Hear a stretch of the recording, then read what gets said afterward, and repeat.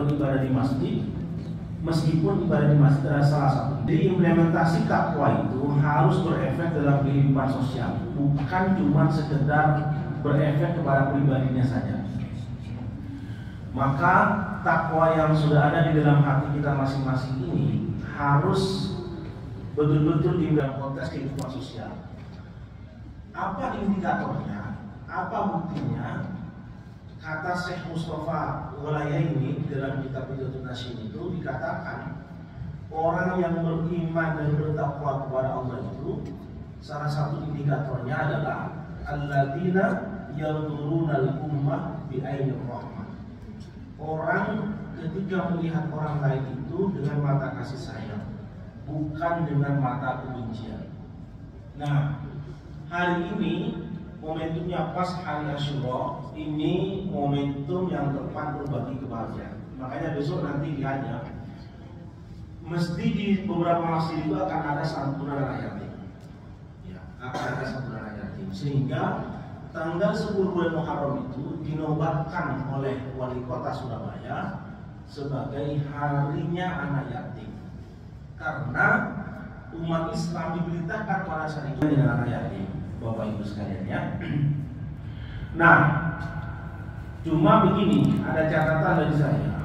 Berbagi kebahagiaan kepada anak yatim itu bukan berarti harus kemudian dipublikasikan besar-besaran. Yang penting kita berbagi saja. Soal kemudian ada seremonial, ada acara dan sebagainya, monggo nggak apa-apa. Tapi jangan kemudian sampai terkesan merendahkan anak yatim. Ini yang seringkali terjadi di masyarakat kita. Berbagi kebahagiaan dengan anak yatim itu kemudian seakan-akan anak yatim itu posisinya di bawah kita. Tidak, dia sama, status sosialnya, derajatnya sama dengan kita, tapi hanya soal keberuntungan saja. Dari sisi ekonomi saja mungkin dia ditinggal oleh orang tua, sehingga kemudian kita harus berbagi kebahagiaan dengan mereka. Nah, siapa yang dimaksud dengan anak yatim itu? Anak yatim itu adalah orang yang ditinggal wafat oleh orang tuanya sebelum dia balik. Nah, kalau sudah sepuh seperti panjenengan ini, orang tuanya sudah tidak ada, bukan yatim itu. Ya, itu bukan yatim. Jadi sebelum usia balik yatim itu, ya balik itu kira-kira ya 15 sampai 17 tahun, kira-kira itu. Kalau sudah ya seperti saya, orang tua sudah nggak ada, ayah sudah meninggal. Bahkan saya dulu SMP kelas 2 waktu ayah meninggal. Nah sekarang sudah bukan yatim lagi nih. Ya, jadi yatim itu sebelum usia balik.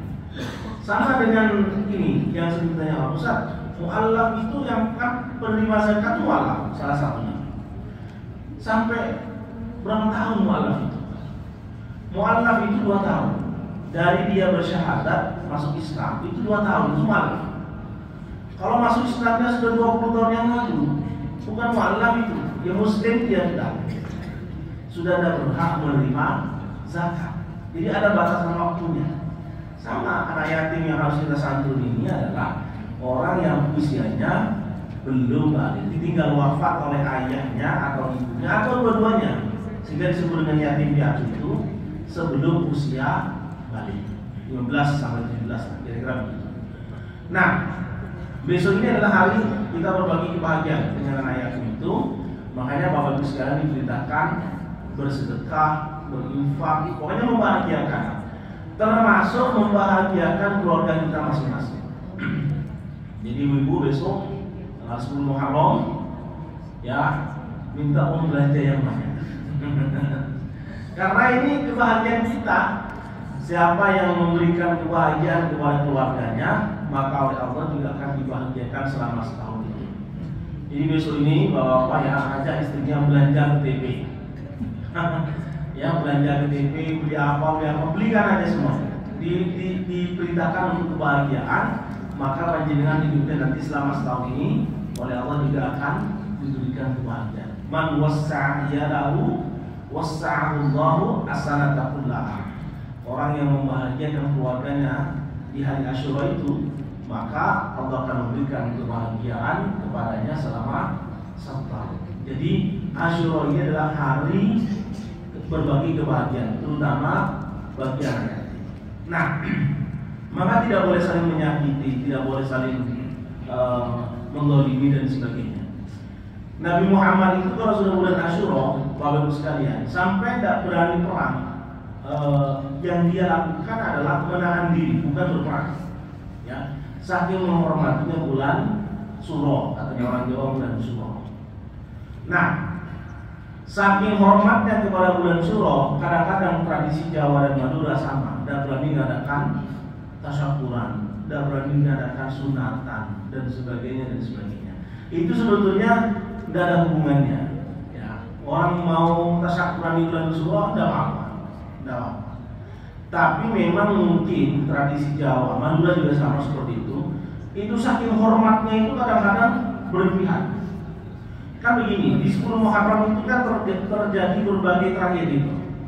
Terbunuhnya cucu Rasulullah, Sayyidina Hasan Husain itu di Karbala itu, peristiwa Karbala itu kan 10 Muharram. Iya kan? Nah, Rasulullah bersedih saat itu karena cucunya terbunuh. Ya, lah orang Jawa Madura itu menghormati Rasulullah yang sedang sedih itu, tapi kadang-kadang berlebihan. Tidak berani santunan, tidak berani sunatan, tidak berani mengadakan acara apa, sampai mantenan itu tidak berani. Karena tadi itu filosofinya Rasulullah sedang bersedih di bulan Muharram ini karena cucunya tadi itu sampai terbunuh itu. Nah, masa Rasulullah sedih kemudian kita senang-senang gitu, kira-kira begitu ya. Tapi kadang-kadang berlebihan sampai kemudian tidak berani ini, tidak berani ini. Padahal itu sebenarnya tidak ada apa-apa. Tidak apa-apa. Yang penting bagi kita adalah bagaimana kemudian tetap meneladani kehidupan Nabi. Di bulan Syuro ini tidak terjadi apa-apa, tapi kan keyakinan kita kadang-kadang macam-macam. Oh, kalau bulan Muharram nanti meninggal, ya pasti meninggal kalau suami istri. Oh, itu manusia. Ya pasti meninggal, cuma meninggalnya kapan? Gitu aja kan. Nah, jadi tradisi itu yang berkembang di masyarakat. Oh, kalau jualan di bulan Muharram sepi. Nah, itu biasanya terus ada begitu. Tidak ada hubungannya dengan bulan Syuro. Nah, ini bulan mulia. Bulan di mana Allah menurunkan banyak keutamaan. Ya. Bapak Ibu sekalian, kira-kira tahun 2023 yang lalu itu ada jamaah haji dari Indonesia, Surabaya. Pesawatnya itu sudah ada di bandara. Dia tuh tidak berani naik pesawat. Kenapa tidak berani? Nogo itu tangetan. Jadi nogo, tahu nogo ya? Nah itu primbon Jawa. Nah kalau sekarang itu di timur Ustaz, kata guru saya ini tidak boleh, akan terjadi begini-begini. Sampai tidak berani, padahal pesawatnya sudah di bandara, tidak berani berangkat. Saking kentalnya tradisi-tradisi yang semacam ini. Ya ditinggal sama pesawat. Ditinggal. Ya, macam-macam. Lah makanya saya bilang tradisi-tradisi begini ini kalau kemudian terus-terusan itu kadang-kadang merusak sistem. Iya, lawan budal haji. Ini berangkat haji loh. Berangkat haji menuju ke Baitullah hanya karena nogoe nang ngetak. Tidak berani berangkat. Coba bayangkan. Memang saya kalau berkali-kali jadi petugas haji itu banyak cerita begitu Pak. Bisnis itu begitu. Kemarin 2024 di asrama haji itu, ini orang mau berangkat haji, itu orang sudah kumpul bis. Dia itu joget di atas di depannya gedung ahli itu joget. Orang tuh bilangnya stres dikiranya. Enggak. Kenapa? Ternyata temannya bisik-bisik. Itu Ustaz. Dulunya senang nyawe. Jadi senang nyawe. Jadi belum berangkat itu Allah sudah ditunjukkan. Joget itu. Orang-orang lihat semua. Oh joget ini. Padahal temannya sudah naik di bis semua. Ya ternyata senang nyawe. Ya ini yang senang nyawe ini hati-hati. Senang saweran ini harus hati-hati. Ya, jadi Allah itu sudah menunjukkan mulai dari Indonesia, belum nyampe Mekah itu sudah ditunjukkan itu perilakunya itu. Ya, terus banyak lah cerita-cerita begini. Bukan cerita ini fakta, karena saya jadi petugas jadi saya tahu. Saya juga tahu bulan kemarin berangkat haji itu jadi petugas juga. Saat Komar telepon subuh-subuh itu, Ustaz bisa ngisi, aku saya di Mekah bilang gitu. Nah, jadi cerita-cerita begitu tuh banyak. Makanya Bapak Ibu sekalian, menurut saya mistis-mistis begitu itu tidak usah dihubung-hubungkan dengan bulan Muharram. Kalau kemudian dengan bisnisnya sekarang, jualannya sekarang lagi sepi, ya kebetulan aja memang lagi sepi. Tidak usah dibilang ini bulan Suro, jualan tidak laku dan tidak ada hubungannya. Justru ini adalah bulan kemuliaan bagi kita sekalian ya. Nah, yang kedua, Muharram terutama Asyura ini adalah bulan di mana kita harus saling mencintai dan menyayangi di antara sesama umat Islam. Bahkan bukan dengan sesama Muslim saja, dengan non-Muslim pun kita harus saling menghormati. Bapak Ibu sekalian, perang Iran dan Israel ini kan terjadi bulan Muharram. Kalau kita lihat, Iran sudah berbaik hati mau melakukan gencatan senjata. Kalau kita lihat, mau melakukan gencatan senjata, tapi dengan beberapa syarat. Dia tidak diserang dan sebagainya. Karena itu semata-mata menghormati Muharram. Tapi hari ini Israel kan masih nyerang. Kemarin di Palestina itu juga masih diserang. Anak dari salah satu direktur rumah sakit Indonesia punya rumah sakit Pak di Palestina itu. Anak salah satu direktur rumah sakit itu meninggal dunia akibat serangan Israel. Jadi ini luar biasa biadabnya Israel ini di bulan Muharram lagi diserang dan sebagainya. Padahal Iran itu sudah berbaik hati mau melakukan gencatan senjata, tapi dengan syarat dia juga tidak diserang. Nah, kenapa? Karena mereka paham bahwa Muharram ini bulan cinta kasih, bulan harus saling mencintai dan menyayangi. Kita tidak boleh saling mundur. Kalau kita lihat sekarang realitas di masyarakat itu, dengan kalau ikuti di medsos itu ya. Kemarin ada anak SMP yang kemudian membacok salah satu pengendara sepeda motor itu saya yakin pasti itu dibawa pengaruh obat-obatan. Orang Pak kalau punya hati nurani, jangankan membunuh ya, menyakiti aja itu nggak mungkin. Ini anak SMP membacok pengendara sepeda motor karena membegal sepeda motor. Itu kalau bukan karena pengaruh obat-obatan, tidak mungkin. Itu terjadi bulan Muharram kemarin. Kemudian ya tawuran di Jakarta terjadi di bulan Muharram dan sebagainya. Nah inilah Bapak Ibu sekalian, bulan cinta kasih ini harus betul-betul kita tanamkan kepada anak kita, bahwa kita tidak boleh saling menyakiti, tidak boleh saling menzalimi. Pendidikan kita ini sekarang sudah harus berorientasi kepada pendidikan karakter, bukan pendidikan yang berorientasi kepada transfer of knowledge. Sekedar ilmu diberikan kepada siswa, tidak boleh. Harus membentuk karakter yang lain. Tuntutannya kan begitu kan. Makanya kalau lihat dengan raportnya anaknya sekarang itu bukan lagi angka-angka. Berapa matematikanya 90, enggak, bukan itu, tetapi sudah dalam bentuk deskripsi. Gimana perilakunya anak ini? Gimana perilakunya anak ini berkaitan dengan kehidupan kesehariannya? Itu kan dideskripsikan sama gurunya. Karena sekarang ini pendidikan harus berorientasi pada itu, penanaman cinta kasih, tidak boleh saling menyakiti dan sebagainya. Jadi bukan hanya bermain kepada angka.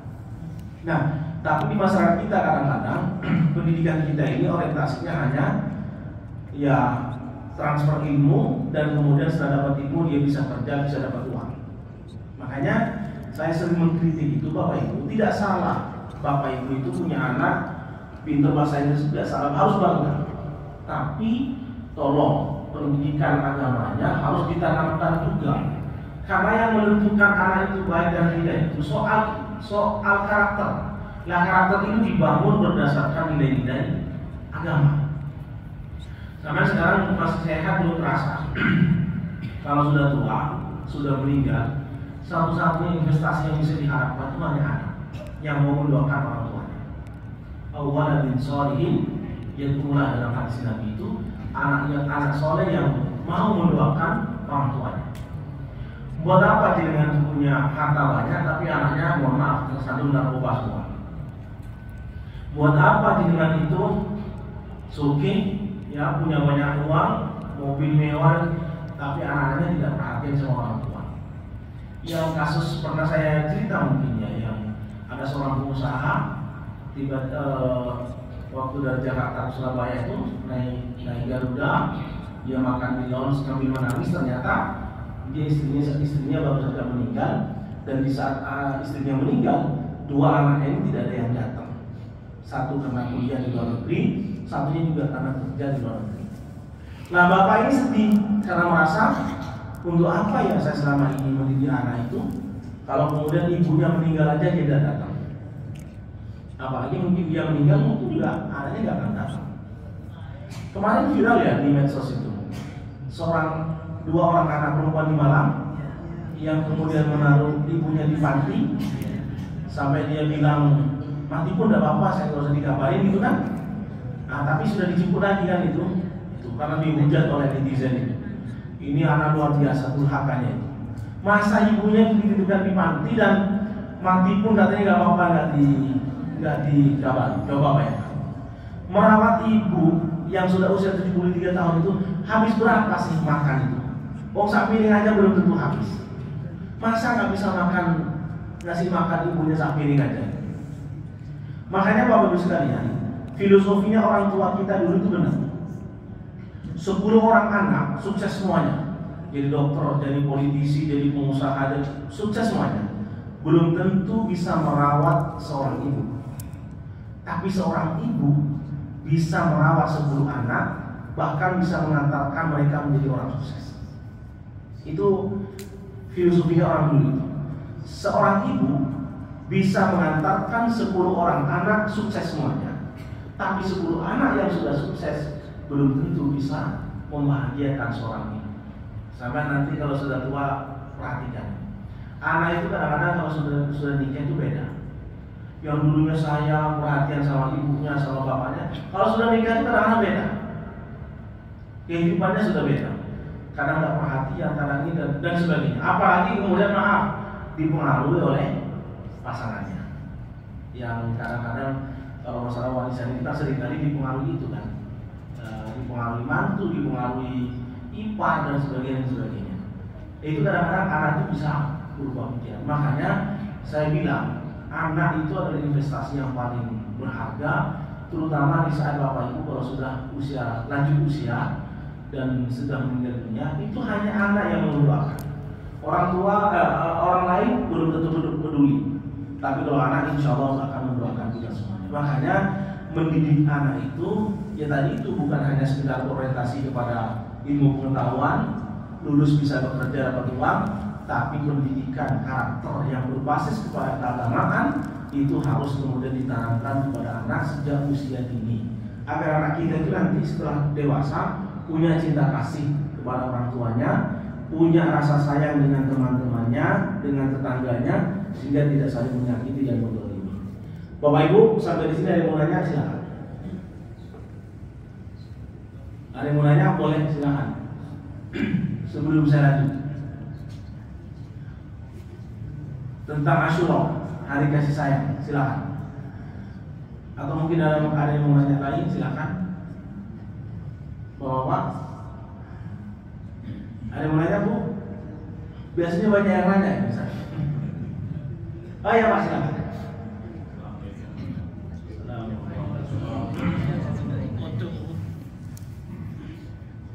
Saya setuju Pak bahwa menjelaskan sesuatu kepada masyarakat itu memang harus kemudian dikaitkan dengan realitas kehidupan. Jadi maksud saya jangan terlalu berlebihan juga.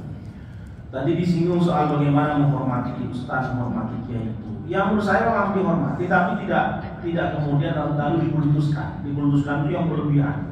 Sehingga apa yang difatwakan selalu benar. Nah, kita ini sama manusia pasti saja mungkin ada kesalahan kekeliruan. Maka poin penting adalah saling mengkoreksi, saling mengingatkan. Bukan kemudian lalu dimakan mentah-mentah. Gitu ya. Tapi mohon maaf, ini mohon maaf. Kadang-kadang ya di masyarakat kita itu kadang-kadang kiai itu juga kadang mendoktrinnya luar biasa. Ini maaf, urusan politik misalnya. Itu yang sampang itu kan sampai cerai suami istri. Karena suami istri, suaminya alumni pondok ini, istrinya alumni pondok ini. Nah kiai ini tidak sama pilihan politiknya. Satunya mendukung si A, satunya mendukung si B. Nah suami istri sampai cerai hanya karena perbedaan politik. Coba bayangkan, suami istri loh, sudah punya anak, cerai hanya karena perbedaan pandangan politik. Nah ini kan doktrin kiai yang sangat kuat. Kalau ibu kiai ini orang begini, celakanya lagi mohon maaf, kiainya kadang-kadang ngancam juga. Awakmu letak kodom ya aku, awas lah. Kata aku ini santriku. Loh itu kan seorang santri ketakutan luar biasa. Lah maksud saya, jadi kiai itu ya Allah bijak juga lah. Biarkan santri itu memilih sesuai dengan hati nuraninya. Tidak usah kemudian diintervensi. Saya kebetulan punya kiai yang bijak. Saya pernah diajak diskusi sama kiai itu, Kolis kamu tidak harus sama pilihannya dengan saya. Kamu sudah dewasa, kamu sudah berpendidikan, silakan tentukan pilihan sesuai dengan hati nurani. Tapi pesannya cuma satu, jangan tukaran. Walaupun beda pilihan jangan tukaran. Itu pesannya kiai saya. Makanya saya hormat betul dengan guru saya ini, karena orang yang bijak, tidak pernah memaksa santri dan tidak pernah memaksa wali santri. Kalau di kampung-kampung itu kadang-kadang dikondisikan, ya Bapak Ibu, coblos ini. Kalau bukan coblos ini, bukan santri saya. Itu santri ketakutan itu luar biasa itu. Sampai yang terjadi di Sabang tadi itu sampai pisah, sampai viral, gara-gara perbedaan pandangan politik. Makanya balik urusan politik tidak usah ngotot-ngototan. Sudah selesai ngomong video, habis itu ya sudah. Toh sampai itu kalau meninggal ya tidak mungkin dia datang minggu di sampean gitu. Ya sudah pilih gitu kan. Si seneng gigi ya sudah. Tapi tidak usah terlalu ngotot. Karena politik itu akan dinamis. Ya politik akan dinamis. Nah saya setuju dengan Bapak itu bahwa seorang kiai ustaz itu menjelaskan itu jangan kemudian dikultuskan. Harus ada koreksi, harus ada filter. Karena tidak semua yang disampaikan juga adalah kebenaran. Bukan kebenaran, pasti kebenaran, tapi mungkin saja namanya manusia ada kekeliruan. Bahasa Arabnya namanya sabul lisan, ada keplecut dan sebagainya. Itu biasa, Bapak Ibu sekalian. Jangan tahu yang kiai yang viral ceramah salah memberikan statement di Madinah, kebetulan pakai bahasa Madura. Orang Madura pasti tahu, ya kan? Itu dia statementnya gini, saya baca itu, saya perhatikan. Bapak Ibu, kita sudah niat haji. Cuma kita ini tidak bisa masuk Arafah. Tidak apa-apa, tidak usah capek-capek ke Arafah, tidak usah capek-capek ke Mina. Kita sudah dapat pahala haji. Bahkan rukun Islamnya sudah lengkap. Tahu kan video itu? Oh itu kan dihujat banyak orang. Loh, kiai kok gini nih gitu kan? Ya mau dibilang sabul lisan keplecot, tapi mau diulang-ulang bahasa ini gitu. Kan ya, Bapak tahu kan video itu? Saya pun juga nggak setuju dengan itu. Pahalanya sama, harus saya bilang. Lalu dia menukil kita. Barang siapa yang tidak bisa berhaji karena satu hal, misalnya karena dilarang oleh penguasa, maka baginya tetap pahala haji. Itu kan kalau visanya resmi. Kalau visanya ilegal bukan visa haji, ya nggak bisa pakai dalil itu. Kan begitu Pak. Ya. Jadi Bapak Ibu sekalian, orang haji itu harus visanya resmi. Kok sudah visa resmi Ustaz, tapi saya ini nggak bisa masuk Arafah, pahalanya dapat ya. Kalau dari awal itu memang visanya ilegal, kok pakai dalil itu, ya nggak bisa dong. Sama dengan orang mau berangkat ke Jakarta, nggak beli tiket, nyampe pasar turi dihadang sama satpam, lalu bilang sudah yang penting sudah lihat ke Jakarta, ya nggak bisa. Tiketnya bukan ke Jakarta, mau pakai dalil itu gitu. Paham maksud saya? Jadi harus menempatkan dalil itu sesuai dengan tempatnya.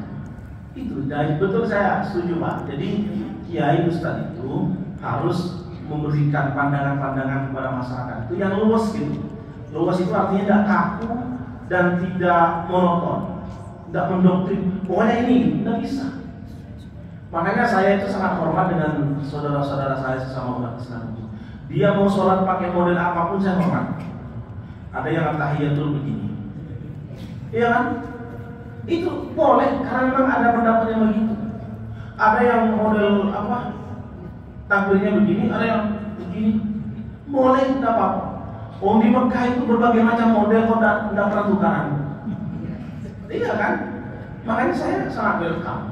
Mau sholat di mana saja, dengan model kayak apa saja, itu saya sangat welcome. Nah, karena saya punya doktrin, yang penting ada pendapat dan bisa dipertanggungjawabkan, itu boleh, tidak apa-apa. Itu Bapak Ibu ya. Jadi saya sepakat Pak bahwa Kiai Ustadz itu harus memberikan pandangan yang luas, ya, tidak kaku. Tapi kalau memang ayat itu bunyinya kaku, disampaikan apa adanya, jangan dilurus-luruskan gitu. Nah, ini kadang-kadang juga kebablasan juga ya. Ya sebenarnya saudara-saudara kita yang kadang pendapatnya itu kebablasan. Jadi kalau saya itu sampaikan apa adanya, tapi dengan bahasa yang santun, yang enak, yang lurus. Orang itu biasa pilihan, pendapat ini, pendapat ini. Itu Pak, silakan. Ada lagi yang mau nanya Bu? Ya, silakan Pak. Ya, boleh. Ini terkait sholat berjamaah. Ya. Khususnya shaf depan. Masalah di masjid kita ini kan ada bilang. Ketika shaf depan ini ada yang tidak tepat di belakang imam. Imam itu idealnya adalah pas di belakang imam, sehingga ketika imam ini batal, makmum di belakangnya ini bisa maju. Nah, Pak, ini gimana kalau di belakang imam tidak pas? Karena menyesuaikan dengan bilang tadi itu. Ya, nanti yang maju itu mana yang terdekat aja, atau mana yang menyadari, atau mana yang kemudian memungkinkan untuk maju. Makanya di berbagai masjid itu biasanya di belakang imam sudah dikasih sajadah khusus. Sebelum Jumatan tuh kan ada khotib, bilal, muadzin, biasanya dikasih apa? Saf khusus, sajadah khusus. Besar itu kok dikasih sajadah khusus gimana itu? Itu kan mengkapling akhirat gitu.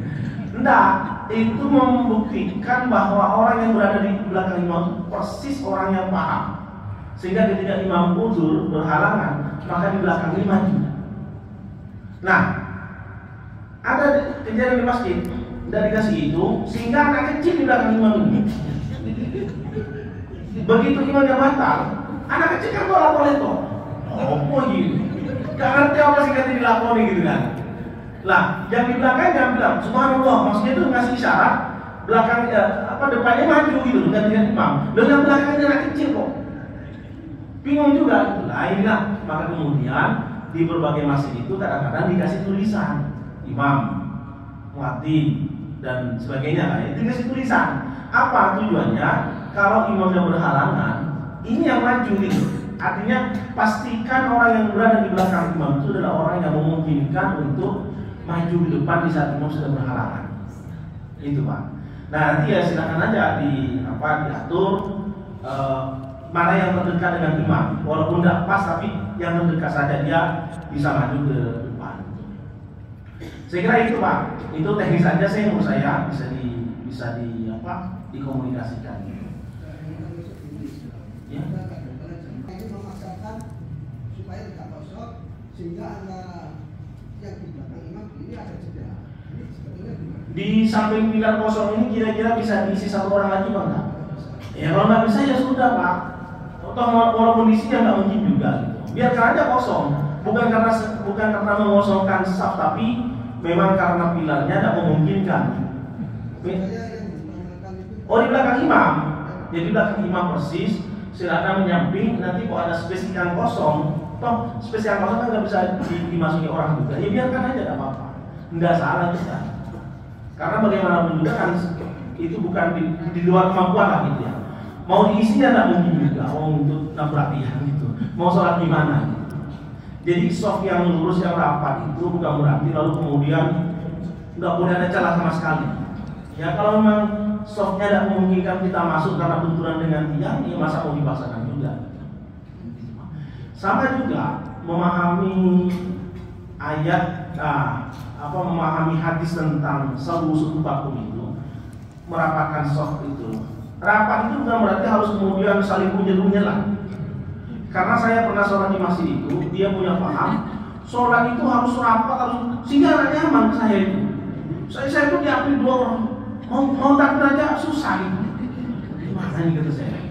Sampai apa? Kaki saya ini diinjak, maksudnya karena kan harus bersentuhan. Saya lari gini, dikejar sama dia.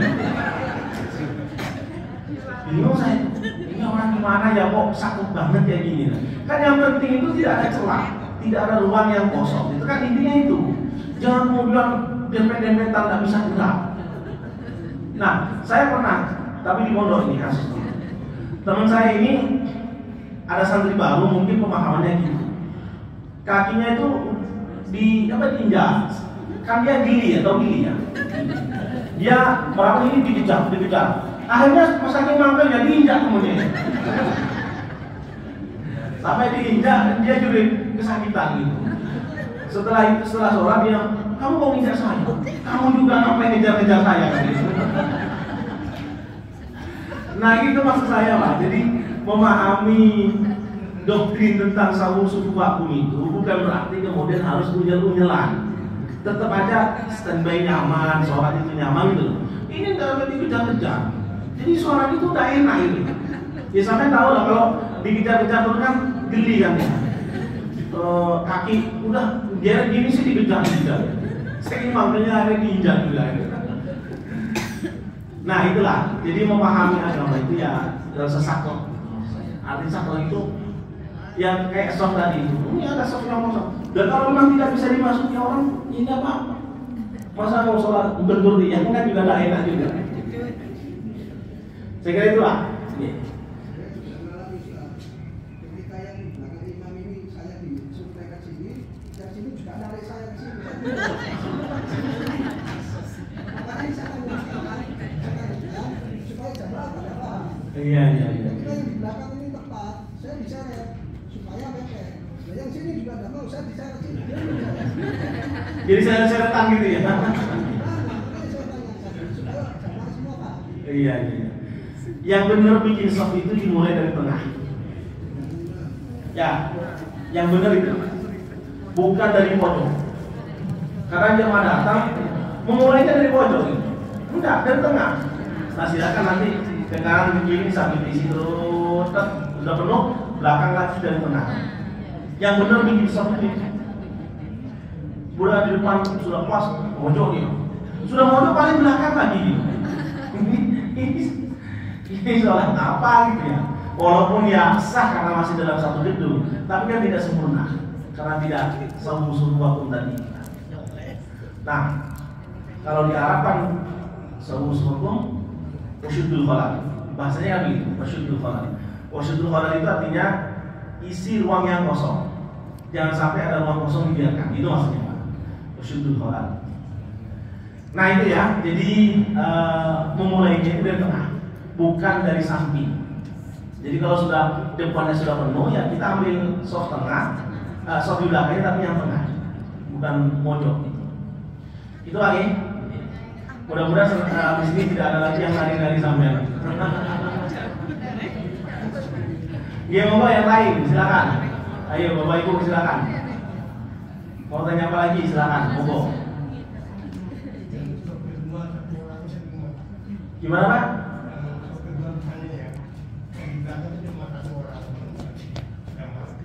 Oh iya, jadi gini, soft yang kedua kan satu orang itu kan tidak dianjurkan karena nanti dia akan diganggu setan dan sebagainya. Maka kalau dia ngerti, dia tuh narik di depannya untuk mundur ke belakang sehingga ruang yang kosong itu diisi dengan yang sampingnya, gitu. Itu sebetulnya biasa sih. Kalau di Mekah itu orang begitu sudah biasa. Tapi di Indonesia jangan coba-coba itu. Kalau yang ditarik di depannya itu udah ngerti, bisa digipung sampai. Narik gitu kan. Padahal itu ngasih syarat. Maksudnya itu ngasih syarat itu mundur belakang sehingga yang depan yang kosong ini yang samping merapat begitu. Itu biasa di Mekah begitu biasa. Nah tapi di Indonesia itu harus hati-hati. Saya sendiri tidak berani Pak. Artinya masih dia lihat orang di depan ini. Kalau lihat kenal saya dan dia mungkin orang yang ngerti, saya berani. Tapi kalau enggak, saya mendingan biarkan aja ketidaksempurnaan. Kenapa? Daripada tukaran di masjid. Itu kalau enggak itu bisa rame itu. Sampai narik ke belakang, langsung digipung gitu. Karena dia tidak ngerti. Nah jadi gini, kadang-kadang kebenaran itu harus melihat dengan cara yang bijak. Kalau yang di depannya orang tidak ngerti, lalu kemudian bikin ribut, kemudian nggak usah. Itu kalau saya. Tapi kalau pastikan orang itu ngerti, sudah tarik aja ke belakang. Jadi memahami begitu itu harus melihat juga situasinya gitu ya. Jangan langsung asal narik. Itu bisa gegeran di sini. Nah, sama dengan orang nih telat jemaah. Ada orang jemaah satu orang itu, kita ingin jemaah. Biasanya nempuk pundaknya juga. Itu boleh, tidak apa. Tidak nempuk pundak pun itu boleh. Justru kalau menepuk pundak itu menjadi masalah, tidak usah ditepuk pundaknya. Opo, nggak usah. Nah, mendingan tidak usah. Karena syarat ikut sholat jamaah itu, imam itu tidak kemudian. Ada satu orang, saya mau sholat jamaah ini di belakangnya. Imam itu tak perlu niat lagi jadi imam, karena dia sedang sholat. Sudah otomatis ketika saya bermakmum sholat dia itu sudah imam. Paham maksud saya? Beda kalau sholat di awal ya kan, imam di sini memang dia harus imaman, memang dia imam. Dan ini ada orang satu orang sholat, kemudian saya pengen jamaah sama dia gitu. Tidak usah nempuk pundak pun itu boleh, karena dengan saya sholat jamaah itu dia itu sudah imam posisinya. Paham ya Pak? Di Bandung itu kan pemahamannya persis ya. Di Bandung itu kan pusatnya persis itu Persatuan Islam. Itu biasa, orang sholat itu model jamaah berantai. Ini jamaah sudah selesai, ini berdiri ya. Nanti di belakangnya ada lagi nih. Karena doktrin dia itu orang sholat itu kalau bisa berjamaah terus. Bahkan misalnya 5 orang terlambat, ini sudah assalamualaikum imamnya. 5 orang ini nanti membentuk jamaah lagi. Satu jadi imam, yang lainnya mundur jadi jamaah. Di persis begitu. Di Bandung kan pusatnya persis. Tidak apa-apa, boleh. Makanya saya bilang berbagai macam model itu sebetulnya tidak ada masalah bagi orang yang ngerti. Tapi bagi orang yang tidak ngerti, dikira itu main-main. Oh, kan? Ya karena dia tak ngerti aja. Kalau bagi orang ngerti ya sudah, tidak apa-apa. Gitu Pak. Oke? Ada lagi Pak? Ibu mau nanya Bu? Pokoknya habis ini jenengan dikasih uang belanja yang banyak. Ya ini Asyura jadi diseneng no. Ya istrinya disenengkan, dikasih uang belanja yang banyak. Insya Allah rezekinya setahun. Nah dilancarkan. Insya Allah. Oke. Tapi berbagi juga dengan anak yatim. Jadi kalau di tetangga ada anak yatim kekurangan, tolong diperhatikan Bapak sekalian. Karena lagi-lagi hari Asyura ini harinya anak yatim. Surabaya sudah menobatkan sebagai hari anak yatim. Jadi santunan dan sebagainya itu dilakukan. Nah, jenengan silakan berbagi sesuai dengan kemampuannya masing-masing. Oke. Monggo. Kalau nggak ada kita akhiri. Ustaz, ya sudah suruh ya? Udah suruh ya? Oke, saya kira itu Bapak Ibu sekalian. Udah apa saja ini? Apa nunggu jam belum? Nah, yang penting suruh kan? Saya kira itu Bapak Ibu sekalian, dengan sudah bisa melaksanakan sholat. Mohon maaf atas segala kekhilafan. Mudah-mudahan di waktu bisa berjumpa kembali. Amin. Al-Fatihah.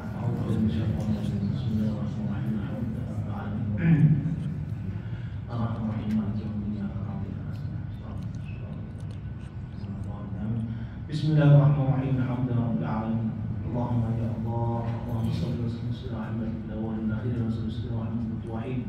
Allahumma ya muyassir yassir ya mudabbir dabbir ya musahhil sahhil sahhil alal asir bi jahil wa nadir. Allahumma ya Allah yassir lana zarata Makkah wal Madinah bila katim wal masyaqqati ma'as salam wal barakah hajj wal umrah. Allahumma barik lana fi syahr Muharram. Allahumma barik lana fi syahr Muharram. Allahumma barik lana fi syahr Muharram. Allahumma arzuqna as-sakinata wal mawaddata lil mu'minina rahmatan bi rahmatir rahimin. Allahumma ja'alna su'adai maqbulin wa la taj'alna syaqiyyan mardudin. Allahumma ja'alna wa ahlina wa dhurriyyatina bi ikhwanina wa akhawatina wa tulabana wa talamidana wa asdiqa'ana wa mujtama'ana min ahli al-ilmi wal khair wa la taj'alna wa iyyahum min ahli syarri wa ghair. Rabbana atina fid dunya hasanah wa fil akhirati hasanah wa qina adzaban nar. Adkhilna jannata ma'al abrar. Ya aziz wa ghafur ya rabbal alamin. Sallallahu alaihi Muhammadin wa alihi wasallam. Subhana rabbika rabbil izzati amma yasifun wa salamun mursalin. Walhamdulillahi rabbil alamin. Al-Fatihah.